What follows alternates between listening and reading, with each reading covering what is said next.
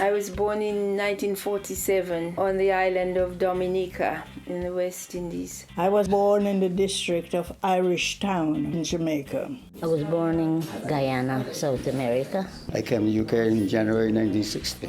Came here 1967. I was 4 when I came here, 61. 13th of February 1956, I came here.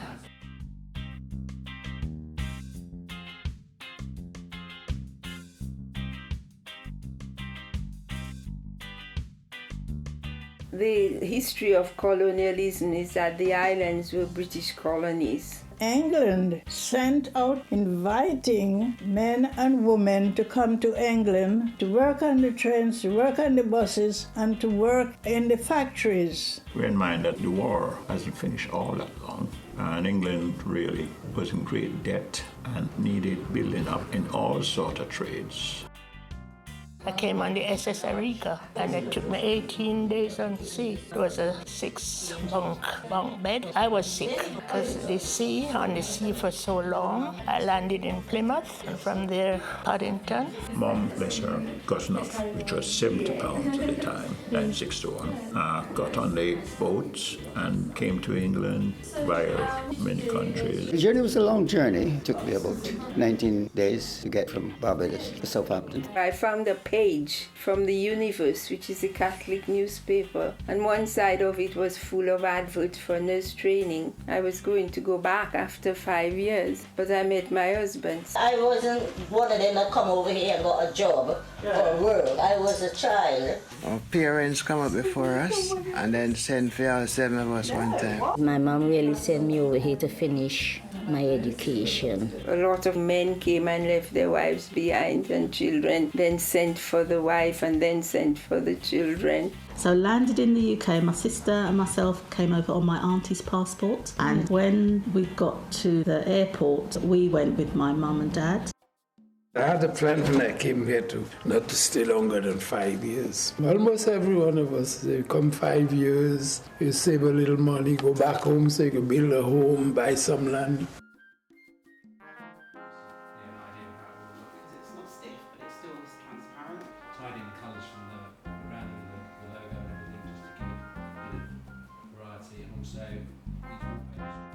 I came in on the Tuesday, and the following week I started to work in Hayes Laundry. There were various different factories, and there was signs, vacancies wanted. I was a design engineer for 13 years. I started there as a wireman, and I had 15 promotions, and I became like the deputy head of department.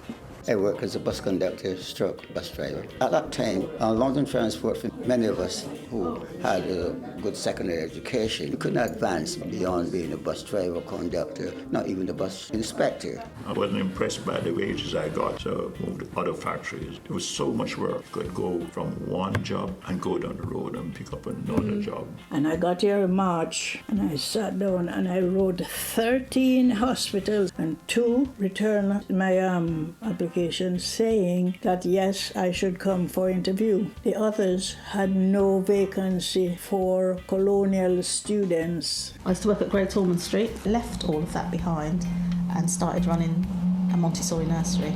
I used to work for the elderly, but I used to do private homes, where I used to run the homes at night.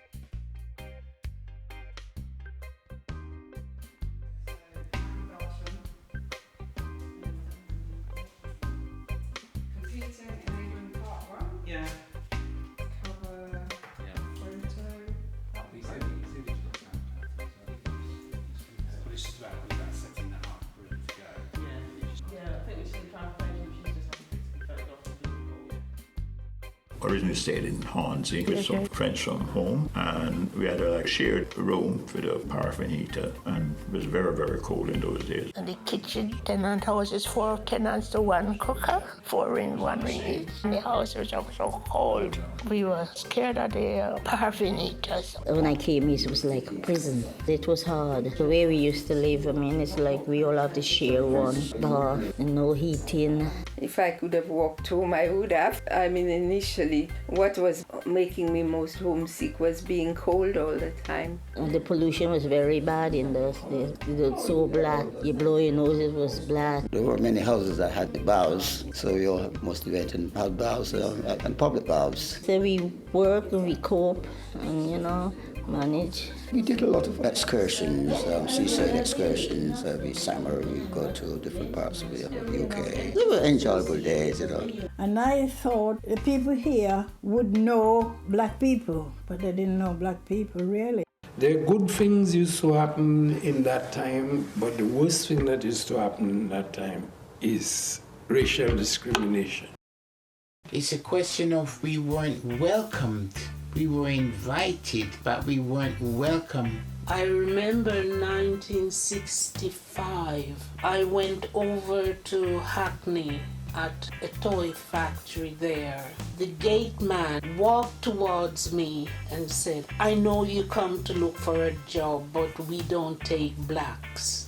This lady got on in the bus, a bit drunk, and she started calling me all sorts of names, and she spat at me, and I got really angry, When I used to go to school, the children used to take the mick out of me, call me all these different names. The chief comes and he said, "Runma, you're really the man to be the head of the department, but the country is not yet ready for you to be head." So I said, "Why is that?" He said, "Yeah, you're black and they're not ready for that yet." I had people follow me in shops to see if I was stealing.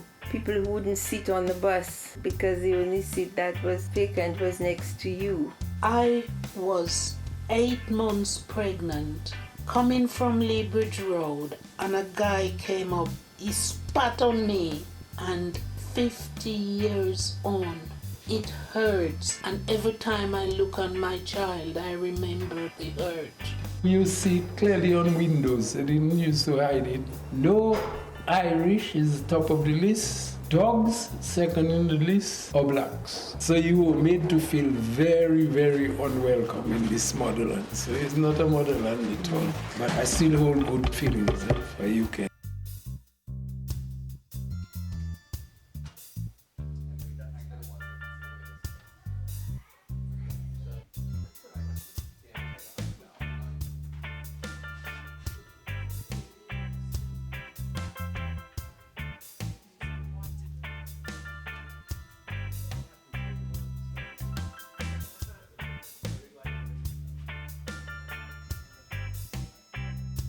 I moved to Waltham Forest in 1965-66. I bought a house. I have lived in the borough 57 years. I have lived in this house 47 years. I moved into Walthamstow in 1974-75. We bought a house here, so I've been here since. Walthamstow still at reasonable price, so came up here and found a place in 1980. It was a very quiet place, really, quite remote. Waltham Forest is a place that I think is attracting. It has attracted people and embracing people from different cultures.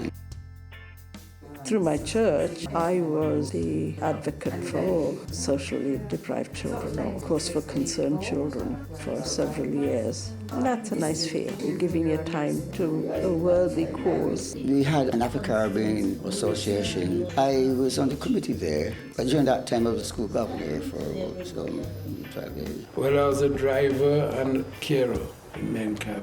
I also work for community transport as well. I helped to raise £10,000 for an outside classroom at Warner Road and raised that money so as to enable the school to take in more autistic children.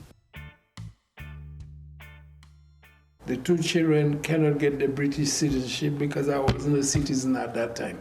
I took them to court. I won the case. Can you imagine feeling safe that you are British, you have a British passport, and when I went to renewing it, they just cut the part of it, cut it off and said, "You're no longer British."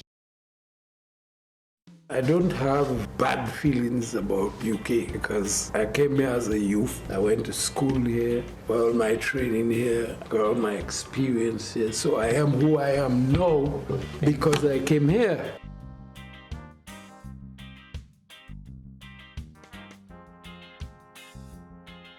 I want to say thank you to all the people that took part in this. I can't believe so many people are here. Honestly, so many of the people here were photographed. You did your stuff. Just thank you so much, and thank you for allowing us to have your archive material, and thank you for allowing us to come into your homes. Thank you so much. Thank you.